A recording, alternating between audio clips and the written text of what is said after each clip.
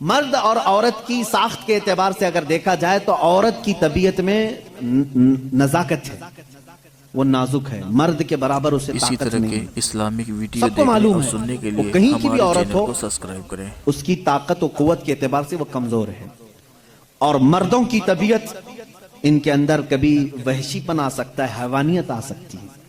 جب اس کی خواہشات عروج پر ہوتی ہیں تو سب سے پہلا اٹیک مرد اگر کسی پر کرتا ہے تو وہ عورت پر کرتا ہے۔ مرد اگر اس کو کھلا چھوڑ دیا گیا اور حیوانیت آ گئی تو اپنی خواہشات کو بجھانے کے لیے سب سے پہلا حملہ کس پر کرتا ہے؟ عورت پر کرتا ہے۔ اس کی زندہ مثالیں آج ہم دیکھ رہے ہیں، جہاں کسی تنہا عورت کو 4 گنڈوں نے پا لیا تو اس کے ساتھ کیا کرتے ہیں؟ کتے بھی اس طرح سے نہیں کرتے جس طرح سے یہ کر جاتے ہیں۔ اس کے ساتھ ریپ بھی کیا، زنا بھی کیا، خواہشیں پوری کی اور اس کو پھاڑ کر کے بھی پھینک دیا۔ جانور کوئی ایسا کرتا ہے؟ جانور بھی اس طرح سے نہیں کرتا۔ اس کا مطلب یہ ہے، رپورٹ یہ بتاتی ہیں پوری دنیا کی کہ مرد کے اندر اگر شہوت کا غلبہ زیادہ ہو گیا اور اس وقت عورت اسے سامنے نظر آ گئی تو پھر یہ اپنی حیوانیت پر اتر کر سکتا ہے، اس کا ریپ بھی سب کچھ کر سکتا ہے۔ اس لیے اسلام نے ہمہ وقت عورتوں کو کہا کہ پتہ نہیں کہاں درندے ہیں، تم ہمیشہ اپنے آپ کو محفوظ رکھو۔ یہ نہیں کہ پکنک پر جاؤ تو ناک پر اسکارف لگا لو، یہاں برے لوگ ہیں، خالی یہی کپل اچھے ہیں، دوسروں کی نظر پڑ جائے گی۔ اسلام نے ہر وقت کے لیے عورت کو یہ کہا ہے کہ تو اپنی حفاظت کی ذمہ داری خود رکھ لے، اس لیے کہ تیرے جسم کو دیکھنے کے بعد کئی ایسے مرد ہیں جن کی خواہشات انگڑائیاں لیتی ہیں اور پھر وہ حملہ کر سکتے ہیں۔ تمہاری جان کا بھی خطرہ ہے اس میں، صرف عزت لوٹنے کا نہیں، جان کا خطرہ ہے۔ ریپ کے بعد قتل ہوتے ہوئے نہیں دیکھے؟ ابھی سال نہیں گزرا ہوگا، حیدرآباد میں، دلی میں کتنے واقعات ہوئے، اچھے پڑھی لکھی لڑکیوں کے ساتھ، اچھے بڑے گھر کی لڑکیوں کے ساتھ یہ معاملات ہوئے کہ نہیں ہوئے؟ اب یہ جب ہم جواب دیتے ہیں تو وہ یہ کہتے ہیں کہ مردوں کو آپ تلقین کریں کہ وہ عورتوں کو چھیڑ چھاڑ نہ کریں۔ یہ تو ایسی بات ہو گئی کہ گوشت کو کھلا رکھ کر کے کووں کو نصیحت کرو، بیٹا اچھے سے رہو، اخلاق میں رہو۔ ارے کوا ہے، وہ گوشت کھلا رکھا ہے، ہم کووں کو سدھار نہیں سکتے لیکن گوشت کو ڈھک تو سکتے ہیں۔ ہمارے پاس یہی فارمولہ ہے، ہم کہاں پورے دنیا کے مردوں کی آنکھوں کو سنبھالیں، حالانکہ قرآن نے ہر مومن کو کہا ہے وَقُلْ لِلْمُؤْمِنِينَ يَغُضُّوا مِنْ أَبْصَارِهِمْ، اے محبوب سارے ایمان والوں سے کہہ دیں کہ وہ اپنی آنکھیں نیچی رکھیں۔ اسلام نے سمجھا تو دیا ہے مردوں کو، لیکن ان کی سیکورٹی کا بھی اہتمام کیا ہے، جس کو یہ سمجھ رہے ہیں کہ یہ پابندی بہت زیادہ ہے، بہت مشکل ہے، یہ پابندی ہے بہت زیادہ مشکل ہے۔ جن لوگوں نے کہا تھا کہ یہ اسلام کی زور زبردستی عورتوں کو اتنا قید کر کے رکھتے ہیں، بیچارے آج 12 گھنٹے ہاسپٹل میں پورا کا پورا نقاب پہنے ہوئے ہیں، پورا کا، اور ایسا نقاب پہنے ہوئے ہیں کہ ہوا بھی آنا مشکل ہو جاتی ہے۔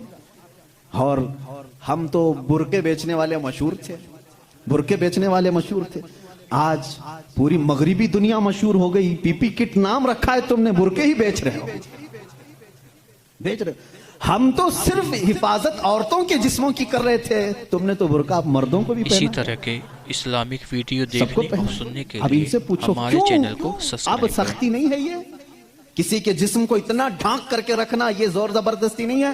تم کہتے ہو اسلام اتنی سختی لے کر کے آیا ہے کہ عورتوں کو بند کر کے رکھا، اب یہ جواب دیں نہیں، وائرس پھیلا ہوا ہے، وائرس پھیلا ہوا ہے، جسم کو لگ نہ جائے۔ ارے نادان، یہی تو 1400 سال سے ہم کہہ رہے تھے، انسانوں کی آنکھوں کا وائرس بھی پھیلا ہوا ہے، کہیں ہماری بچیاں غیر محفوظ نہ ہو جائیں، کہیں کسی کے جسم میں یہ باتیں، یہ آنکھوں کا زہر سرایت نہ کر جائے، ان کے دل بہک نہ جائیں۔ اور میں بہت پہلے سے کہتا آ رہا ہوں، تحقیق یہ بتاتی ہے کہ مرد کی آنکھیں جب اس میں خواہش پیدا ہوتی ہے نا، ایک زہریلا مادہ نکلتا ہے، زہریلا مادہ نکلتا ہے۔ آپ دیکھو غور سے کسی چیز کو، نظر لگتی ہے نا، سب کا یہ تو معمول ہے، نظر لگتی ہے، وہ اس کی نظر لگ گئی، اس کی نظر لگ گئی، تقریباً سب لوگ مانتے ہیں نظر لگتی ہے، اور اسلام بھی کہتا ہے العین حق، نظر لگتی ہے۔ بلکہ میرے آقا صلی اللہ علیہ وسلم نے یہاں تک فرمایا، میری امت میں سب سے زیادہ موت اگر کسی کارن سے ہوگی تو نظر بد سے ہوگی۔ حضور نے فرمایا ہے طبعی نیچرل ڈیتھ کے بعد، نیچرل طبعی موت کے بعد اگر کسی وجہ سے کسی بیماری سے سب سے زیادہ موت ہوتی ہے تو نظر بد سے ہوتی ہے. وہ پتہ نہیں ہوتا سب کو, اس کی علامتیں تک حضور صلی اللہ علیہ وسلم کی احادیث میں گنائی گئی. نظر بد ہو جائے تو کیسے پتہ چلے گا؟ جسم کے اندر کیسی تبدیلیاں ہوتی ہیں کہ پتہ چل گیا کہ نظر لگی ہے, وہ پھر کبھی میں عرض کروں گا. لیکن نظر لگتی ہے یہ سب کو معلوم ہے. اور جدید تحقیقات کے اعتبار سے بھی اگر میں آپ کو بات کروں, پھول کو اگر زیادہ دیر تک تم دیکھتے رہو گے تو مرجھا جائے گا, کیونکہ ہماری آنکھوں کا زہر اس پر پڑتا ہے اور اس کی طبیعت مرجھا جاتی ہے. اسی طرح کے وہ جتنا اپنے ٹہنی میں لگ کر کے جتنی دیر تک تازہ رہ سکتا ہے, تمہارے ہاتھ میں آنے کے بعد اتنی دیر تازہ نہیں رہے گا, کیونکہ کچھ بیکٹیریا ہمارے اندر ہیں اور آنکھوں سے نکلنے والی چیزیں بھی ہیں. اسی طرح سے عورتوں کا جسم اتنا نرم ہے اور نازک ہے کہ باہر کے زہریلے مادے ان کے جسم پر پہلے اثر کرتے ہیں. مردوں کے جسموں پر کم, لیکن عورتوں کے جسموں پر زیادہ اثر کرتے ہیں.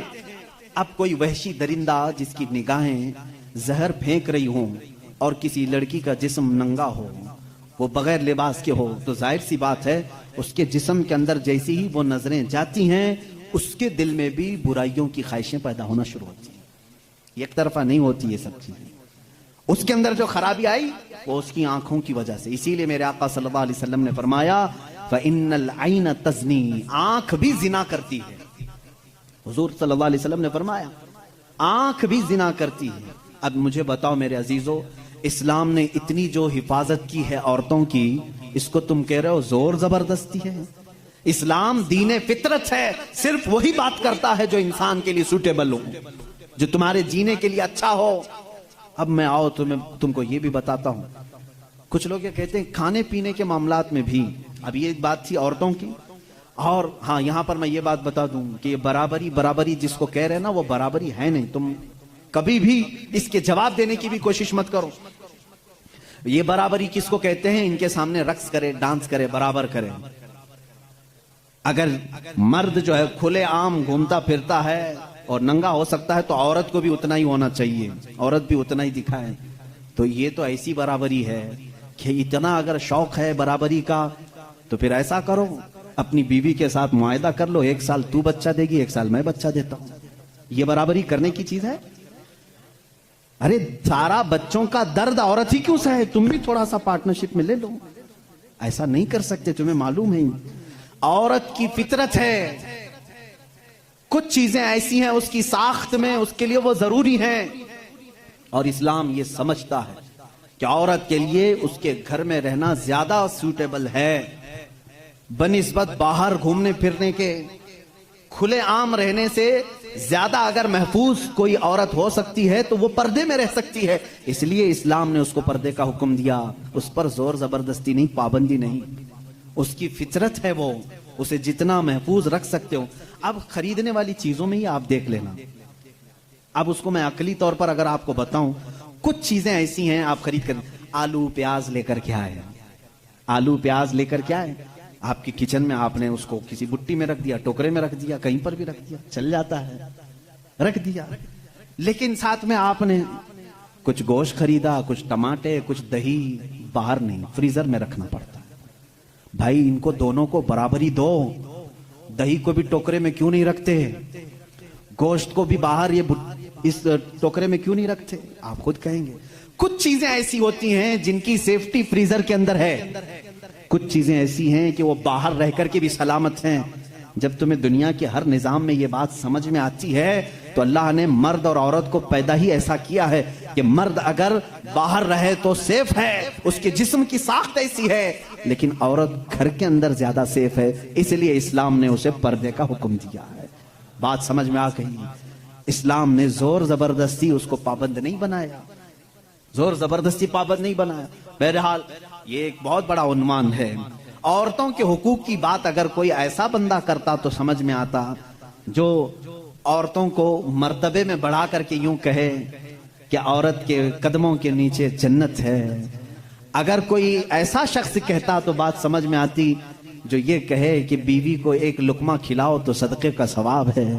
اگر کوئی ایسا شخص کہتا جو یہ کہے کہ ایک بیٹی کو پال کر نکاح کر دو تو جنت واجب ہے. ان کے پاس یہ کوئی بھی چیز نہیں. بلکہ یہ جس عورت کی بات کر رہے ہیں ان کے لیے وہ اپنے نفس کی خواہشات پوری کرنے کی ایک مشین ہے بس. اور اگر میری بات صحیح نہیں ہے تو چلو مغربی دنیا میں میں تمہیں دکھا دوں کہ وہاں شادی کسے کہتے ہیں, طلاق کسے کہتے ہیں, بچوں کا نظام کیا ہے. کثرت سے پورے یورپ میں آپ کو میں بتاؤں وہاں شادی کا نظام تک ختم کر کے رکھا گیا ہے. جو لڑکی پسند آئی اس کے ساتھ رہتے رہو, بچے بھی ہو جائیں گے. 2 بچوں کے بعد وہ لوگ فیصلہ کرتے ہیں اب شادی کر لیں. اب شادی کرنے کا برابر ٹائم آ گیا, ہم لوگوں کی انڈرسٹینڈنگ ہو چکی ہے. یہ ہے فیکٹ بتا رہا ہوں میں آپ کو.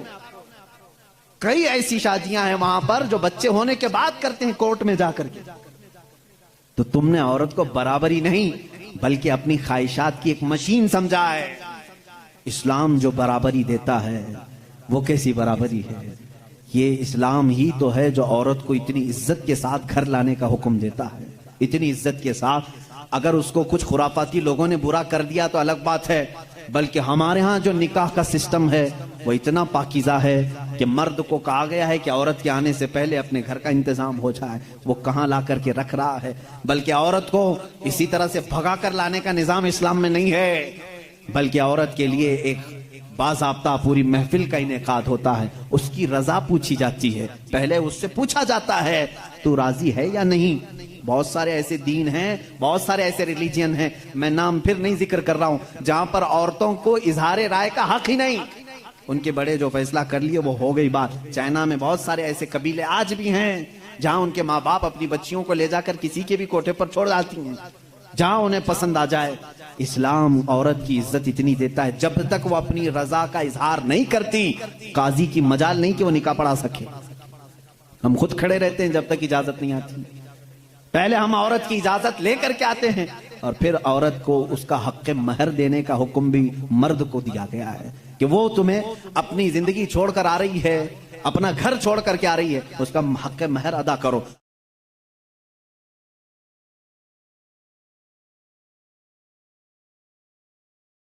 سلمان اظہری صاحب کے بیانات سننے کے لیے ہمارے چینل کو سبسکرائب کریں. جزاک اللہ خیرن جزا. السلام علیکم ورحمۃ اللہ وبرکاتہ.